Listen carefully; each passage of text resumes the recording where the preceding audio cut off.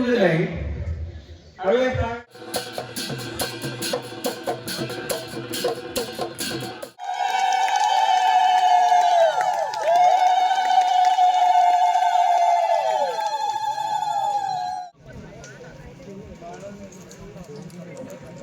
আজি খেৰাজখাট মৌজাৰ তথা বৰনাৰায়ণপুৰৰ অৱস্থিত খেৰাজখাট উচ্চতৰ মাধ্যমিক বিদ্যালয়ে ৭৫তম বৰ্ষ অতিক্ৰম কৰিব।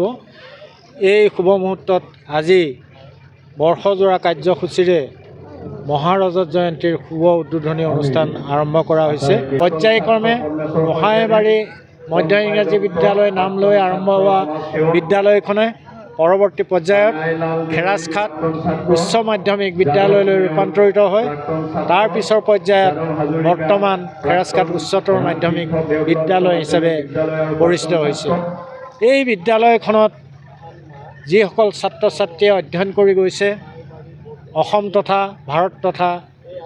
ভাৰতৰ বাহিৰতো বহু প্ৰাক্তন ছাত্ৰ ছাত্ৰীয়ে বিভিন্ন বিভাগত কৰ্মৰত হৈ আছে।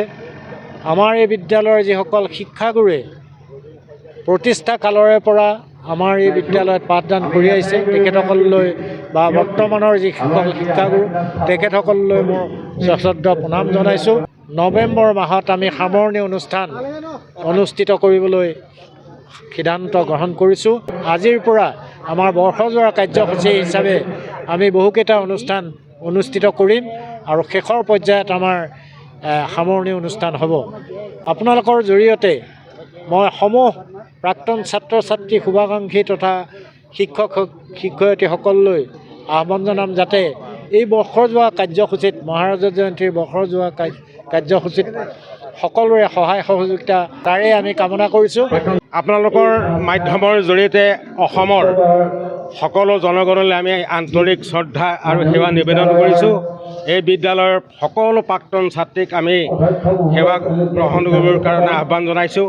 আমি খেৰাজখাট উচ্চতৰ মাধ্যমিক বিদ্যালয়ে 2025 চনত উদ্বোধনী অনুষ্ঠানৰ সামৰণি ঘটাই মূল আমাৰ কাৰ্যসূচী হাতত ল'ম হওক।